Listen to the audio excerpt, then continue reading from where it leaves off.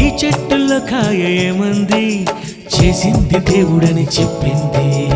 ఈ పువ్వుల రంగు ఏమంది చేసింది దేవుడని తెలిపింది. ఈ సృష్టిలో ఉన్నవన్నీ ఇచ్చింది నీకే కదా. ఆ దేవుడే నీ తండ్రిని నా యేసు చెప్పాడుగా. నీ ముందు ఉన్న బైబిల్ చదివి చూడు. God created, God created, God created, దేవుడే సృజించెన్.